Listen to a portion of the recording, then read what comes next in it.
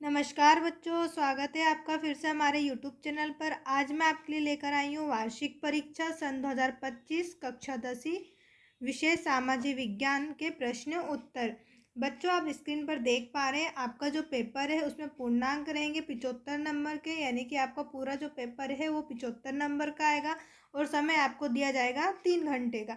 हमें कुछ निर्देश दिए गए हैं तो हम पहले निर्देश पढ़ लेते हैं। निर्देश में आपको जो दिया गया है बच्चों वो ये है कि 1 से 5 तक वास्तुनिक प्रश्न होंगे जो कुल 30 नंबर के रहेंगे।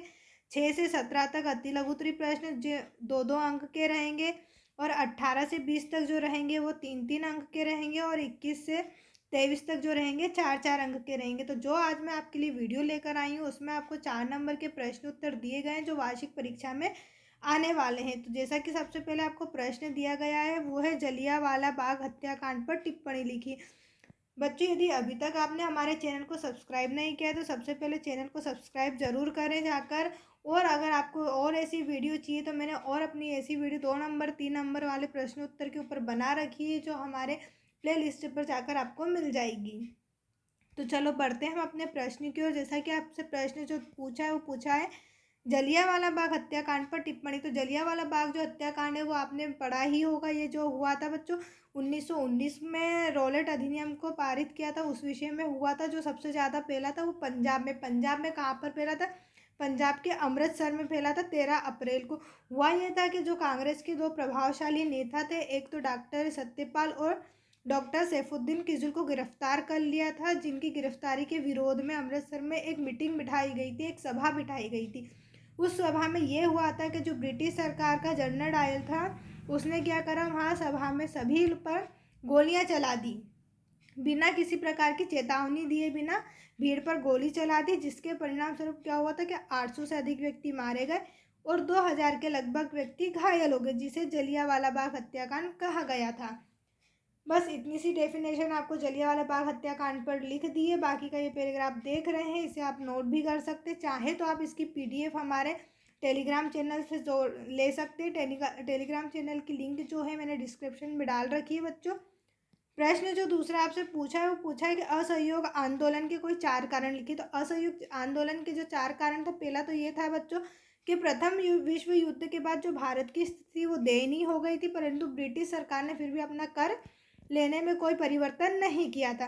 दूसरा जो था ये था कि ब्रिटिश सरकार ने प्रथम विश्व युद्ध में भारतीयों को सहयोग प्राप्त करने के लिए अनेक आश्वासन दिए, यानी कि उन्होंने बताया कि वो प्रथम जो विश्व युद्ध है उसमें ब्रिटिश सरकार उनकी बहुत मदद करेगी, हर तरह के से सहायता करेगी, लेकिन उन्होंने ऐसा आश्वासन दिया और फिर उन्हें बाद में पूरा नहीं किया। तीसरा जो टॉपिक है आपका, टॉपिक ये है कि ब्रिटिश सरकार ने रॉलेट एक्ट पारित करके जनता में व्यापक संतोष की भावना पैदा की। और चौथा जो है वो ये है कि 13 अप्रैल 1919 ईस्वी में जलियांवाला हत्याकांड से ब्रिटिश शासन विरोधी भावनाओं को बढ़ावा मिला। तो ये हो गया हमारे असहयोग आंदोलन के कोई 4 कारण। अगला प्रश्न जो है, प्रश्न ये है कि दल व्यवस्था क्या है? राजनीतिक दलों की संख्या के आधार पर राजनीतिक दलों के प्रकार लिखिए। बच्चों, यदि अभी तक आपने वीडियो को लाइक नहीं किया तो सबसे पहले वीडियो को जाके लाइक जरूर करें और कमेंट करके बताएं कि आपको कहीं डाउट तो नहीं है। अगला जो उत्तर है वो ये है कि राजनीतिक दल नागरिकों के संगठित समूह हैं जो एक विचारधारा रखते हैं। यह अपनी नीति और कार्यक्रमों के लिए प्रतिबद्ध होते हैं। राजनीतिक दल एक शक्ति के रूप में कार्य करता है। राजनीतिक दल कैसे होते हैं? तो एक एकल दल होता है, द्विदल होता है और एक बहुदल होता है। एकल दल जो होता है उसे एक दलीय पद्धति व्यवस्था उसे कहते हैं जिसमें केवल एक राजनीतिक दल होता है, उसमें केवल एक ही राजनीतिक दल रहता है। जैसे जनवादी चीन में एक दलीय प्रणाली है, चीन में जो है वो खाली जनवादी, चीन में एक ही चलती वो है जनवादी। द्विदलीय प्रणाली में क्या होता है कि इसमें 2 दल होते हैं। जैसे संयुक्त राज्य अमेरिका में द्विदलीय प्रणाली चलती है, इसमें केवल 2 दल, या आप ऐसा कह सकते हैं कि 2 तरफ की पार्टी रहती है। अगला जो है वो है बहुदलीय प्रणाली। बहुदलीय प्रणाली में अनेक राजनीतिक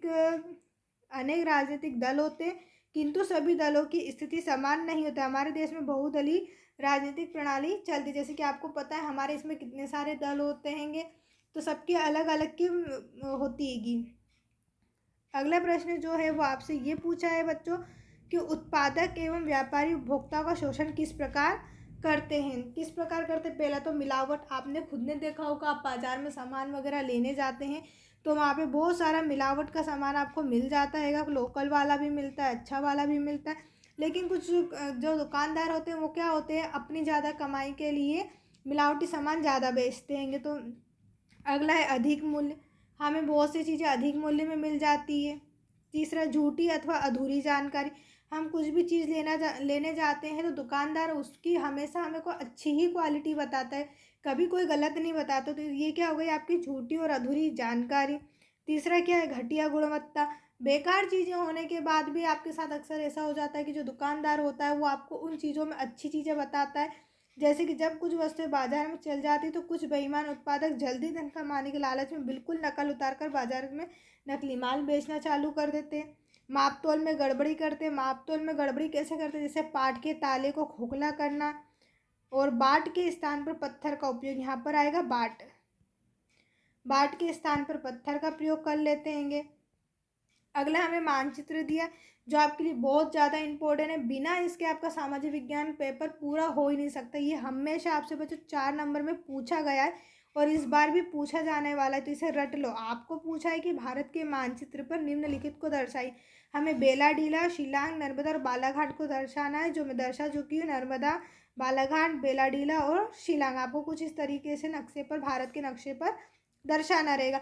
बस छोटा सा प्रश्न है बच्चों, इसमें आपको कुछ नहीं करना। आपको ये दिया जाएगा परीक्षा में और इसमें आपको बताना कि नर्मदा किधर है, शिलांग किधर है, बालाघाट किधर है, और इसकी आपको मिल जाएंगे पूरे 4 नंबर। ये 4 नंबर आपके कहीं नहीं जाने वाले। इसलिए मेरा मानना है कि आप इस प्रश्न को तो रट ही लें अभी। अगला प्रश्न जो है वो आपसे पूछा गया है कि भारत माता की छवि और जर्मनी की छवि की तुलना कीजिए। तो ये रही भारत माता की छवि और जर्मनी की छवि की तुलना। तो इसमें क्या है, अवनींद्रनाथ टैगोर ने 1905 में बनाया था और इसे वेट ने 1848 में बनाया था। बाकी के पूरे पॉइंट इसके दिए गए हैं, आप देख सकते हैं। अगला जो प्रश्न है वो आपसे पूछा गया है, जल प्रदूषण को नियंत्रित करने हेतु कोई 3 उपाय पूछे। तो ये तो बहुत ही आसान है। ये तो आपसे कक्षा 8वीं से पूछा जा रहा होगा कि जल प्रदूषण को नियंत्रित करने का। तो सबसे पहला क्या हो जाएगा कि जल स्रोतों में पशु को नहीं धोना चाहिए, पशु को नहलाना नहीं चाहिए, नदी, तालाब, झील में स्नान नहीं करना चाहिए और खतरनाक कीटनाशकों के इस्तेमाल पर रोक लगाना चाहिए। अगला जो है वो आपसे पूछा है खरीफ और रबी की फसल, जो सबसे ज़्यादा मोस्ट इम्पोर्टेंट है। तो एक 4 नंबर का आपका ये यहाँ पर पक्का हो गया। ये प्रश्न जो मैंने आपको दिए ना बच्चों, इससे बाहर कहीं नहीं जाने वाला है वार्षिक परीक्षा में। तो इसलिए मेरे आपसे कहना है कि आप इन्हें रट ही लें। जो आपकी खरीफ की फसल है उसमें आपसे पूछा है कि ऋतु मानसून के आगमन के साथ शुरू होती है। इसमें क्या कर दोगे आप, यह फसल मानसून के ऋतु के बाद शरद ऋतु में चालू होती। इन फसलों में फेंकने में कम समय लगता है और इन्हें पकने में अपेक्षाकृत अधिक समय लगता है। इसमें पूछा है इन फसलों का प्रति हेक्टेयर उत्पादक कम होता है और इनका हेक्टेयर उत्पादक अधिक होता है। यहाँ फसलें सितंबर अक्टूबर में काटी जाती है और यहाँ मार्च अप्रैल में काटी जाती। कुछ चाहो तो आप उदाहरण भी लिख सकते हो इनका, लेकिन हमसे 4 नंबर में पूछा गया इसलिए मैंने इसके सिर्फ 4 ही पॉइंट निकाले। हमें इससे ज़्यादा कुछ नहीं लिखना है।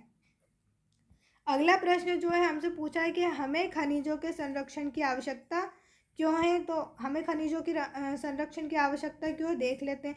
खनिजों की संरक्षण की ज़रूरत इसलिए क्योंकि ये सीमित मात्रा में उपलब्ध है। इनका अत्यधिक दोहन पर्यावरण को नुकसान पहुंचा सकता है और खनिजों का संरक्षण भविष्य की पीढ़ियों के लिए इन संसाधनों को सुरक्षित रखने में मदद करता है।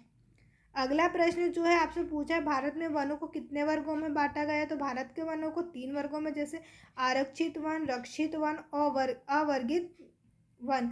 आरक्षित वन क्या होता है, तो आरक्षित वन उन्हें घोषित किया गया, देश के आधे से अधिक वन जो है आरक्षित वन घोषित किए गए। आरक्षित वनों को सबसे अधिक मूल्यवान माना जाता है और रक्षित वन, वन विभाग के अनुसार भारत के कुल वन क्षेत्र का 1/3 भाग रक्षित है। और अवर्गित वन अन्य सभी प्रकार के वन और बंजर भूमि जो सरकार, व्यक्ति और समुदाय के स्वामित्व में होते हैं उन्हें क्या कहते हैं, अवर्गित वन किया जाता है। थैंक यू सो मच बच्चों वीडियो देखने के लिए, और इसी तरह की वीडियो के लिए, इसी तरह के प्रश्न उत्तर के लिए आप हमारे यूट्यूब चैनल से जुड़े रहें। चैनल को सब्सक्राइब करना ना भूलें, वीडियो को लाइक ज़रूर करें और हमें कमेंट करके बताएं कि आपको कहीं डाउट तो नहीं है। और अगर आप इन सभी की PDF चाहते हैं तो हमारे टेलीग्राम चैनल को ज्वाइन कर सकते हैं, जिसकी लिंक मैं आपको नीचे डिस्क्रिप्शन में दे रही हूँ। वहाँ से जाकर आप इसकी PDF भी डाउनलोड कर सकते हैं। Thank you so much.